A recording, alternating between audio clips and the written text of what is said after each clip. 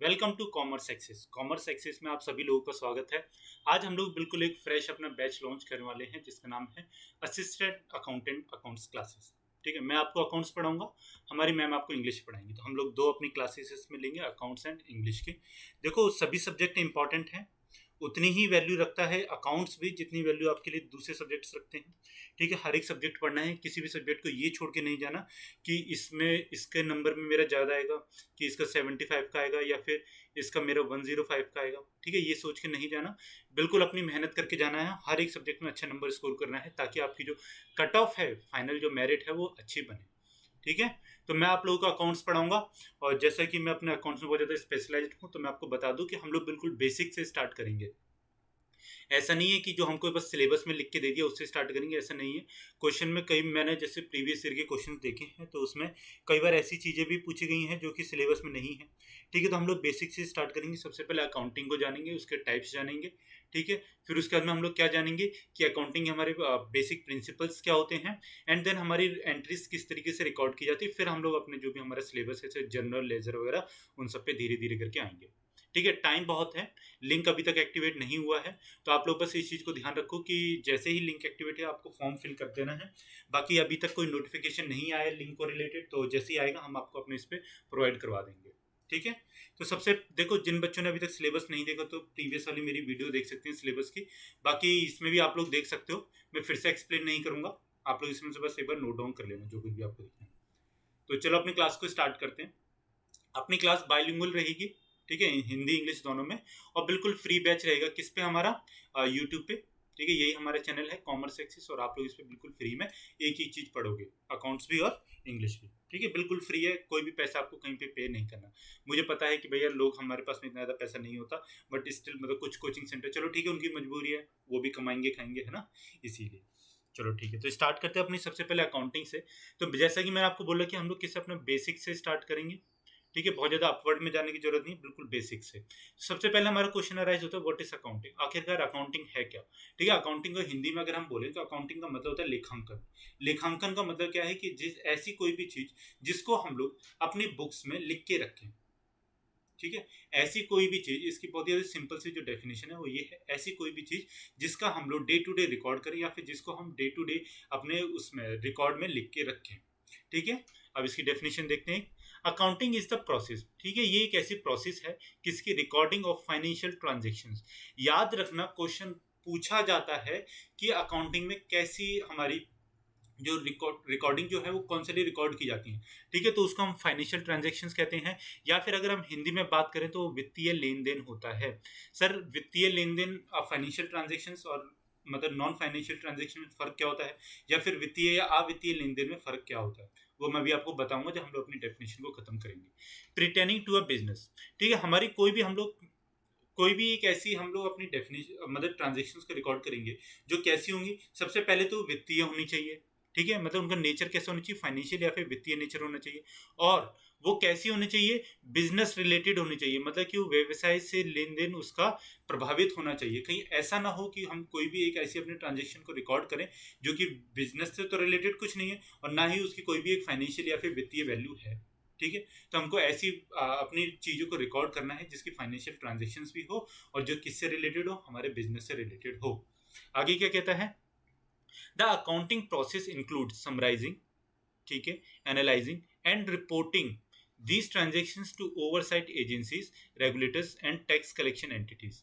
हमारी जो होती है अकाउंटिंग प्रोसेस में क्या क्या चीज़ें इंक्लूड होती हैं? तो इसमें जो सबसे पहली जो चीज़ इंक्लूड होती है वो समराइजिंग। ठीक है, फिर उसको एनालाइज करना, फिर उसको रिपोर्ट करना। किसको? हमारी कोई भी एक ऐसी एजेंसीज, या फिर हमारे रेगुलेटर्स, या फिर हमारे टैक्स कलेक्टर्स। ठीक है, टैक्स कलेक्टर्स, रेगुलेटर्स, या फिर हमारी एजेंसीज, ये कौन कौन होती हैं? देखो, बिजनेस में बहुत लोग पैसा लगाते हैं। ठीक है, आपको पता होगा कि आप शेयर मार्केट अगर आप लोग जानते होंगे, तो शेयर मार्केट में आप किसी भी कंपनी का एक शेयर खरीद सकते हो। आपने भले ही उसका एक शेयर खरीदा, उसके मार्केट में करोड़ों शेयर्स हैं, ठीक है, 1 करोड़ शेयर है, भले ही आपने एक शेयर खरीदा, भले ही आपने 10 शेयर खरीदा, आप क्या हैं? आप उस कंपनी के शेयर होल्डर हैं। इसका मतलब यह है कि आपने उस कंपनी में पैसा लगा रखा है, आपके पास में उस कंपनी का मालिकाना हक है। ठीक है। तो आप क्या चाहोगे कि वो कंपनी ग्रो करे। जब वो कंपनी ग्रो करेगी तो आपका शेयर की वैल्यू बढ़ेगी, ठीक है। तो आप लोग उस कंपनी के क्या उस चीज पे नजर रखोगे कि हाँ भैया कहीं ऐसा तो नहीं मेरा शेयर डूब जाए, ये कंपनी डूब जाए तो मैं इसमें से अपना पैसा निकाल लूँ, है ना। आप भी तो उसमें पैसा लगा रहे हो, भले ही आपने एक पैसा लगाया बट आपने पैसा लगा रखा है, ठीक है। तो क्या कहते हैं कि हम अपनी जो अकाउंटिंग जो बनाते हैं, मतलब हमारी जो कंपनी में जाके प्राइवेट कंपनीज में, गवर्नमेंट कंपनीज में, पीएसयूज में जितनी भी अकाउंटिंग बनती है तो वो इसीलिए सबसे पहले तो उसका काम ये होता है कि जिस किसने पैसा उसमें लगाया है उसके पास में एक डे टू डे रिपोर्ट पहुंचती रहे, मतलब ईयरली, क्वार्टरली, हम या फिर हाफ ईयरली, जैसे भी हम लोग रिपोर्ट प्रेजेंट करवा रहे हैं, ठीक है, उनके पास में रिपोर्ट पहुंच जाए। फिर हमारे रेगुलेटर्स कौन सी होगी, हमारी ऐसी नियामक, मतलब कि हमारी ऐसी एजेंसी जो कि हमारी गवर्नमेंट है, ठीक है। सेबी वगैरह जैसे होगी, सेबी क्या करती हैं, फंड वगैरह को मॉनिटर करती हैं, ठीक है। तो वो हो गए। और हमारे टैक्स कलेक्टर्स, कर संग्रह जो होते हैं, ये कौन होते हैं, ये हमारी सरकार ही होती है मेनली, और कोई भी आपसे टैक्स नहीं ले सकता, ठीक है। ये चीज समझ में आई। डेफिनेशन मैंने आपको बहुत ज्यादा डीप में जाके समझा दी। हालांकि आप लोग कॉमर्स के स्टूडेंट तो ये समझाने की जरूरत नहीं थी, बट मेरा एक फंडा है कि हम लोग बेसिक से स्टार्ट करते हैं। अब हिंदी में देखते हैं। लेखांकन एक व्यवसाय से संबंधित वित्तीय लेन देन, ठीक है, नोट डाउन कर लो, वित्तीय लेन देन को रिकॉर्ड करने की प्रक्रिया है। लेखांकन प्रक्रिया में इन लेन देनों को निरीक्षण एजेंसी, ठीक है, निरीक्षण एजेंसी, नियामकों और कर संग्रह संस्थाओं को सारांशित करना, विश्लेषण करना और रिपोर्ट करना शामिल है, ठीक है। जो चीज इंग्लिश में थी वही चीज हिंदी में है, इंग्लिश में समझाया, हिंदी में आप लोगों के लिए मैंने पढ़ के बता दिया। समझ में आई ये चीज, ठीक है, बहुत अच्छा। अगर समझ में नहीं आया तो नीचे कमेंट में क्या करोगे, सर समझ में नहीं आया, कल मैं नेक्स्ट क्लास बनाऊंगा और आप लोगों को उसमें समझाऊंगा। फिर क्या होता है, देखो ये सबसे ज्यादा इंपॉर्टेंट चीज है, इस चीज को नोट डाउन कर लेना, हिंदी इंग्लिश जैसे भी आप लोग करते हो। Professional accountants follow a set of standards known as generally accepted accounting principles. इनको हम लोग क्या कहते हैं, गैप कहते हैं, ठीक है। व्हेन प्रिपेयरिंग फाइनेंशियल स्टेटमेंट्स, हमारी कितनी भी फाइनेंशियल स्टेटमेंट्स बने, चाहे वो इंडिया में बने चाहे यूएसए में बने, किसी भी दुनिया के किसी भी कॉर्नर में बने, उनको एक चीज फॉलो करनी होती है, उसको हम लोग कहते हैं क्या, गैप, ठीक है। गैप को नोट डाउन कर लो। देखो मैं आपको एक और चीज बताना चाहता हूँ कि आप लोग नोट किसी भी तरीके से बनाते होगे, एक तरीका होता है बहुत अच्छा नोट बनाने का, ठीक है। यहाँ पे देखो नोट बनाने का तरीका क्या होता है बहुत अच्छा, कि जैसे ये हो गया आपका पेज हो गया पूरा, ठीक है। यहाँ पे एक ऊपर ऐसे होता है ना, और यहाँ से हम लोग लिखना स्टार्ट करते हैं, यहाँ पे छोटी छोटी सी लाइन्स होती हैं, जितनी भी इंपॉर्टेंट और शॉर्ट चीजें आती हैं, क्या, जैसे कि फाइनेंशियल ट्रांजेक्शन आ गई, ठीक है। तो यहाँ पे लिख लो फाइनेंशियल ट्रांजेक्शन या वित्तीय लेन देन, ठीक है, ये चीज हमारे अकाउंट्स में रिकॉर्ड होगी, इसको उसमें कर दिया।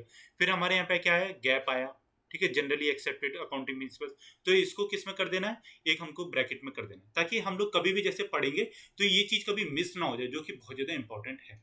अब क्या कहता है, व्यवसायिक लेखाकार वित्तीय विवरण तैयार करते समय आमतौर पर स्वीकृत लेखा सिद्धांतों, ठीक है, गैप को हम लोग हिंदी में स्वीकृत लेखा सिद्धांत, जो कि अब गैप की हिंदी ये है, के रूप में जाने जाने वाले मानकों को के समूह का पालन करते हैं। बस इतनी सी बात है। डेफिनेशन समझ में आई। और गैप को क्यों फॉलो करते हैं, ये जब हम लोग गैप अपना पढ़ेंगे ना उस समय पे मैं आपको बताऊंगा, ठीक है। गैप से क्वेश्चन आया था इसलिए मैंने इसमें डाला हुआ है कि गैप इतना ज्यादा इंपॉर्टेंट क्यों है, ठीक है। 2 से 3 क्वेश्चन आ जाते हैं गैप से, तो आप लोग गैप को पढ़ लेना, गैप से एक बार क्वेश्चन आया हुआ है प्रीवियस ईयर में, ठीक है। अब देखो अकाउंटिंग की एक प्रोसेस होती है, तो प्रोसेस क्या होती है, सबसे पहले देखनी, सबसे पहले जो आता है वो क्या होता है, आइडेंटिफाइंग एनालाइजिंग बिजनेस ट्रांजेक्शन। हमको अपने वित्तीय लेन देन को सबसे पहले आइडेंटिफाई करना, मतलब कि हमारी बहुत सारी तरीके की रिकॉर्ड्स आए, क्या आया कि आपका मैनेजर जॉब छोड़ के चला गया, ठीक है, उसकी चाहे कितनी भी सैलरी थी उससे हमें कुछ नहीं करना, ठीक है। हमारे यहाँ पे प्रोडक्शन बढ़ गया, ठीक है, हमने न्यू एसेट परचेज कर लिया, मार्केट में इकोनॉमी में फॉल आ गया। अब आप मुझे बताओ इनमें से हम लोग कौन कौन से अपने बिजनेस ट्रांजेक्शन्स को ले सकते हैं। देखो मैनेजर कंपनी छोड़ के चला गया, ठीक है, कोई लेना देना नहीं है, इससे हमारी कंपनी पे कोई भी वित्तीय संकट नहीं आएगा, ना ही ये कोई हमारी बिजनेस या फिर हम बोलेंगे क्या कि हमारी कोई भी लेखाकार वित्तीय, मतलब हमारी कोई भी व्यवसायिक ये ट्रांजेक्शन है, ठीक है, तो इसको नहीं रिकॉर्ड करेंगे।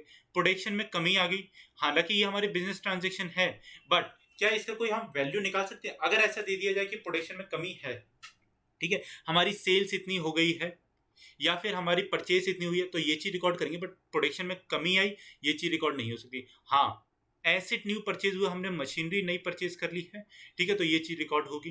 फिर हमारी इकोनॉमी डाउन हो रही है, ये चीज क्यों रिकॉर्ड होगी भैया, इसकी कोई हमारी इकोनॉमिक वैल्यू नहीं है हमारी बुक्स में, ठीक है, तो इस चीज को याद रखना। बाकी मैं आपको इसको आगे भी करवाऊंगा, आज हमारी इंट्रोडक्टरी क्लास है तो इसके लिए ये सब चीजें नहीं करवा रहा हूँ, बाकी आगे क्लासेस में करवाता जाऊंगा धीरे धीरे, ईजी करके पढ़ेंगे, कुछ भी हार्ड एंड फास्ट नहीं पढ़ेंगे।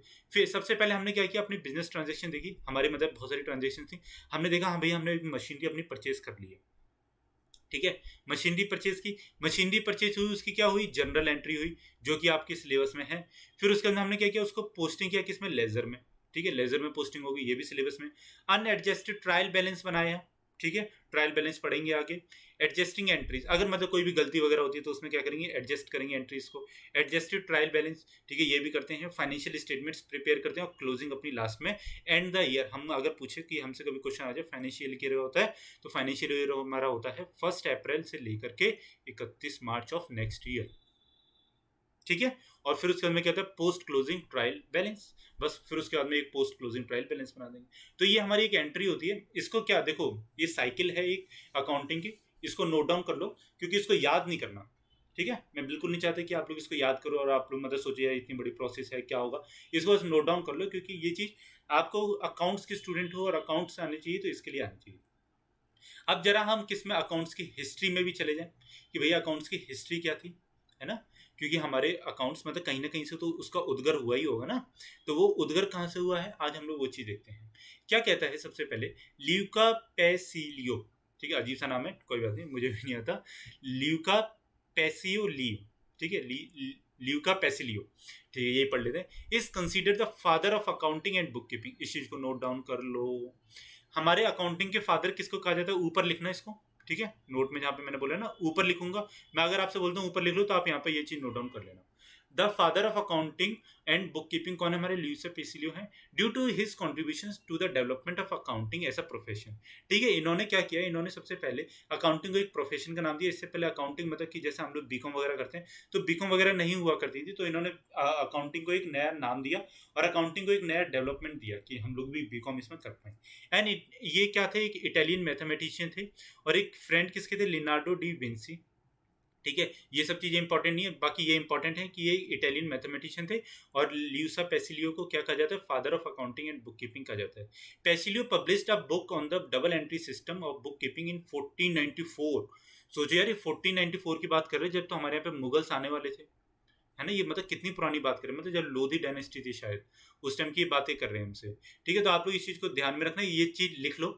कैसे लिखना, पूरी पूरी डेफिनेशन नहीं लिखनी, क्या लिखना है, father of accounting and book keeping equals to Luca Pacioli in 1494, ठीक है, इस तरीके से लिखना, ऊपर यहाँ पे लिखना है इसको। अब हिंदी में क्या कहता है, एक पेशे के रूप में लेखांकन के विकास में उनके योगदान के कारण किसके, ल्यूका पेसिलियो को लेखा और बाही खाता पद्धति का पिता माना जाता है। लेखा और बाही खाता पद्धति का पिता मतलब क्या हुआ, हमारे father of accounting and book keeping system माना जाता है। एक इटालियन, ठीक है, इटालियन है कि गणितज्ञ, और लिनार्डो डी विंची के, ये छोड़ो, पिसेली ने 1494 में बही खाता पद्धति को दोहरी प्रविष्टि प्रणाली पर एक पुस्तक प्रकाशित की थी, ठीक है। तो 1494 में किसने, ल्यूका पेसिलियो ने एक बुक अपनी लॉन्च की थी जिसकी वजह से उनको क्या, लेखा और बही खाता पद्धति का पिता कहा जाता है। इस चीज को याद रखना, ठीक है, क्वेश्चन में पूछ लिया जाए कभी तो मेरा स्टूडेंट जो मुझसे पढ़ रहे हैं, आज क्लास ले रहे हैं, वो स्टूडेंट कभी भी इस चीज को गलत नहीं करके आएंगे, ठीक है। चलो आगे चले। By 1880, the modern profession of accounting was fully formed and recognized by the Institute of Chartered Accountants in England and Wales। देखो जैसे अपने यहाँ पे एक ICAI होता है ना, इंडियन चार्टेड अकाउंटेंट इंस्टीट्यूट, ठीक है, ऐसे ही क्या था, institute of chartered accountants of India, sorry, जो अपने यहाँ पे होता है ICAI का, वैसे ही एक सबसे पहले जो बना था वो 1880 में ICAE बना था, ठीक है। ये जो इंग्लैंड का जो होता है ना, इंग्लैंड का, उसके बेसिस पे ही फिर इंडिया ने भी अपना अडॉप्ट किया और फिर इंडिया ने भी अपना ICAI बनाया था, ठीक है। तो ये कब, ये 1880 में फॉर्मली मतलब सबसे पहले किसी दुनिया में किसी ने बनाया था, ठीक है। तो इस चीज को याद करने की जरूरत नहीं, बाकी छोटा सा लिख लो या फिर मत भी लिखो तो कोई बात नहीं। अब हम लोग चलते हैं अपने टाइप्स ऑफ अकाउंटिंग। सबसे पहली चीज हमारी आती है भाई, टाइप्स ऑफ अकाउंटिंग क्या होता है। सर अकाउंटिंग के कितने टाइप्स होते हैं, आप लोग देखो बीकॉम किए हुए हो, ठीक है, मुझे बहुत ज़्यादा डेप्थ में जाने की जरूरत नहीं है कि ये क्या चीज़ें होती हैं। बाकी आप लोग को पता ही है कि हमारी 3 तरीके की अकाउंटिंग है मेनली, ठीक है। मैंने एक चीज लगा दी है इसमें मेनली, मतलब बेसिकली अगर हम बोले तो हमारी 3 ही तरीके की अकाउंटिंग्स हैं।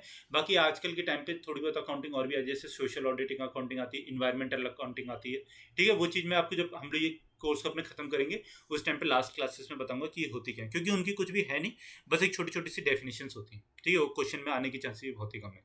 तो सबसे पहले फाइनेंशियल अकाउंटिंग हमारी आती है, हमसे कोई भी क्वेश्चन जो पूछा जाएगा यूपीपीसीएल का जितना भी सिलेबस है, ठीक है, Uttar Pradesh power corporation limited का, उसमें सिर्फ और सिर्फ फाइनेंशियल अकाउंटिंग ही आएगी। कॉस्ट अकाउंटिंग, मैनेजमेंट अकाउंटिंग का कुछ भी जिक्र नहीं है, ना ही सिलेबस में कुछ भी दे रखा है। तो हम लोग सिर्फ और सिर्फ फाइनेंशियल अकाउंटिंग पढ़ेंगे। अगर क्वेश्चन आ जाए बाई चांस, ठीक है, तो आउट ऑफ सिलेबस क्वेश्चन है, हमको उसके ऊपर केस करना होगा। बट मुझे लगता नहीं कि ये लोग इतने बड़े बेवकूफ़ हैं कि क्वेश्चन बाहर से देंगे। ये लोग फाइनेंशियल अकाउंटिंग से ही बनाएंगे, क्योंकि जब हम लोग हालांकि जब बिजली विभाग में है भैया तो उसमें कॉस्ट अकाउंटिंग लगती है, ठीक है, लेकिन इन लोगों ने फाइनेंशियल अकाउंटिंग बोली है तो हम लोग फाइनेंशियल अकाउंटिंग ही पढ़ेंगे, कॉस्ट अकाउंटिंग में नहीं जाएंगे। कॉस्ट अकाउंटिंग बड़ी हो जाती है, हार्ड भी हो जाती है, ठीक है। क्या कहता है, financial accounting refers to the process use to generate interim and annual financial statements, ठीक है। हमारी वित्तीय लेखांकन आंतरिम और वार्षिक वित्तीय विवरण उत्पन्न करने के लिए उपयोग की जाने वाली प्रक्रियाओं को संदर्भित करती है। हमारी फाइनेंशियल अकाउंटिंग एक ऐसी प्रोसेस होती है जो क्या करती है, या तो एनुअली, मतलब कि फाइनेंशियल ईयर जैसे मैंने आपको बताया था, जो हमारा कब से 1 अप्रैल से स्टार्ट होकर 31 मार्च को रिपोर्ट देता है। देखो आजकल तो क्या होता है, ये तो हो गया भाई पुराने जमाने का कि आपको वार्षिक एक दे दिया, ठीक है। आजकल क्या होता है, द्विवार्षिक भी आता है और क्वार्टरली भी आता है।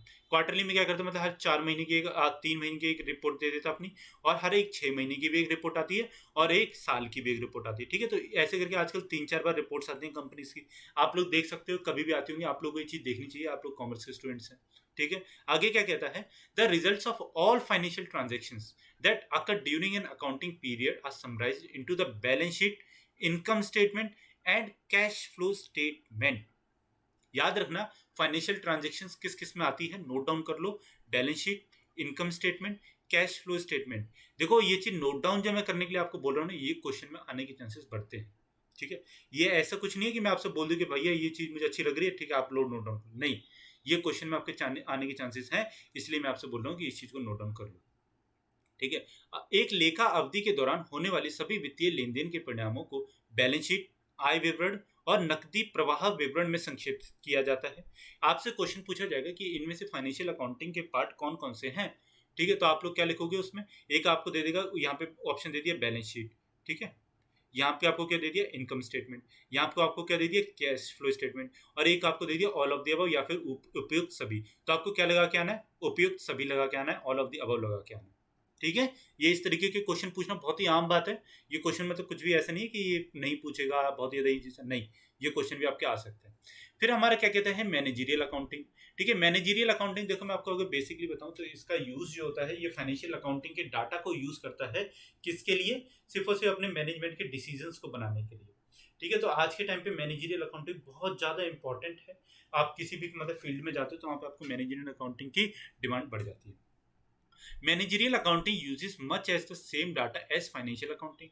जितना भी हमारा फाइनेंशियल स्टेटमेंट में डाटा बनते हैं वो सारे के सारे ही हमारे बेसिकली यूज होते हैं आगे, but it organises the end utilises information in different ways. क्या कहता है, प्रबंधकीय लेखांकन, ठीक है, मैनेजरियल अकाउंटिंग के प्रबंधकीय लेखांकन कहते हैं, वित्तीय लेखांकन के समान डेटा का अधिक उपयोग करता है, लेकिन यह विभिन्न तरीकों से सूचनाओं को व्यवस्थित और उपयोग करता है। मैनेजरियल अकाउंटिंग में डिफरेंट डिफरेंट हम लोग डाटा को यूज करते हैं। अगर आपने बीकॉम में पढ़ा हो या फिर कुछ बच्चे एमकॉम के भी होंगे तो उन्होंने ही पढ़ा होगा। जैसे मैंने एमकॉम किया है तो हमने बीकॉम में भी पढ़ा था और एमकॉम में भी पढ़ा था, ठीक है। तो ये क्या करता है, डिफरेंट डिफरेंट डाटा को यूज करता है डिफरेंट डिफरेंट वेज में। तो हम लोग उस चीज़ में नहीं जाएंगे, वो चीज़ क्लास थोड़ी बड़ी हो जाएगी और मैनेजरियल अकाउंटिंग हमारे काम की नहीं है, ठीक है। मैं सिर्फ आपको इसलिए पढ़ा रहा हूँ क्योंकि ये टाइप्स ऑफ अकाउंटिंग है, अगर बाई चांस क्वेश्चन आ जाए तो आप लोग इसमें से कर दो।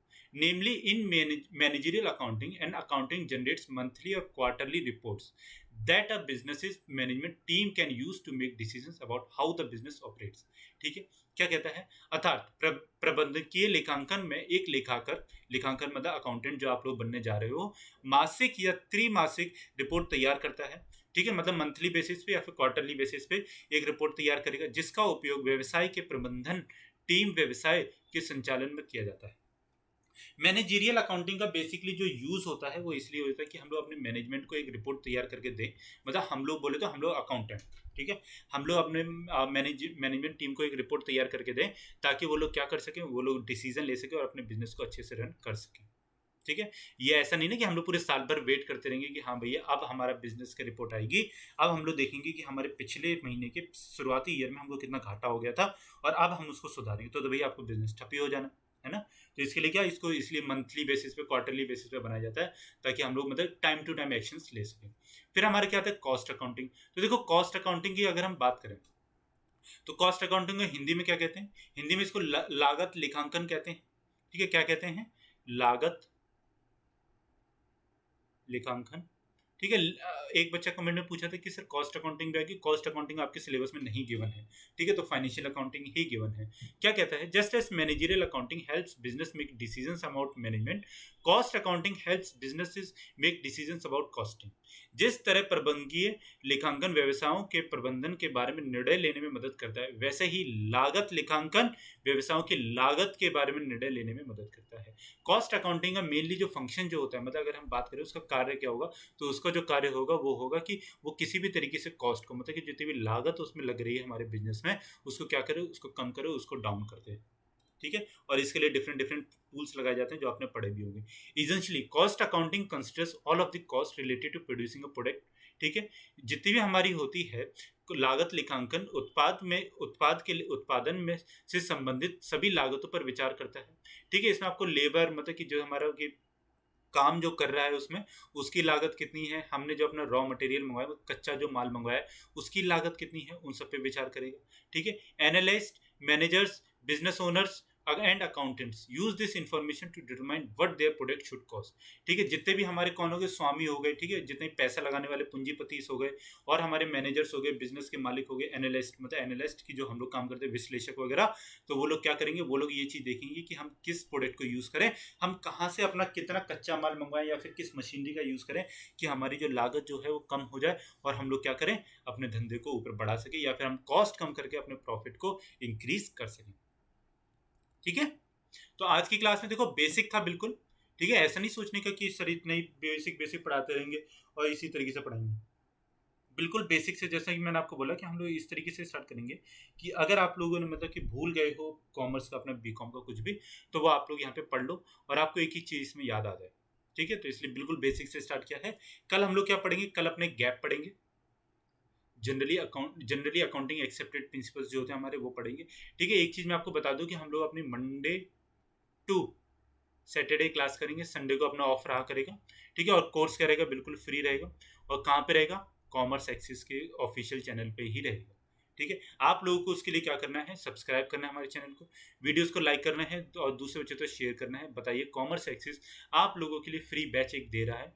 ठीक है, आप लोगों को एक भी पैसा कहीं पे भी देने की जरूरत नहीं, जहाँ कहीं भी आपको मतलब बहुत ज़्यादा लगता है कि हाँ भैया यहाँ पे इतनी फीस है, इतनी फीस है, आप लोग हमारे चैनल पर आ जाइए, बिल्कुल फ्री में आपको हम लोग अकाउंट्स पढ़ाएंगे। ठीक है, अकाउंट्स एंड इंग्लिश पढ़ाएंगे। ठीक है, बाकी यार देखो हिंदी और मैथ्स के भी टीचर्स नहीं है हमारे पास में, तो हम लोग नहीं पढ़ा पाएंगे। ठीक है, जो चीज़ पढ़ा रहे हैं हम लोग आपको उसी चीज़ का दे सकते हैं। ठीक है, बाकी आप हमारे चैनल पर जुड़ जाइए और हमारी मतलब सिलेबस के आप लोग प्रीवियस वीडियोस देख सकते हैं। लिंक जैसे ही एक्टिवेट होगा हम आपको इन्फॉर्म कर देंगे, बट आपको करना क्या है, आपको पढ़ना है। ठीक है, और आगे बढ़ना है। इस मतलब इसमें सिलेक्शन पालो, बहुत ज़्यादा अच्छी पोस्ट है। हाँ, ठीक है, कल मिले अपनी फिर नेक्स्ट वीडियो के साथ में। बाकी बहुत बहुत धन्यवाद आपको इस वीडियो को देखने के लिए। कल मिलते हैं अपनी नेक्स्ट वीडियो के साथ।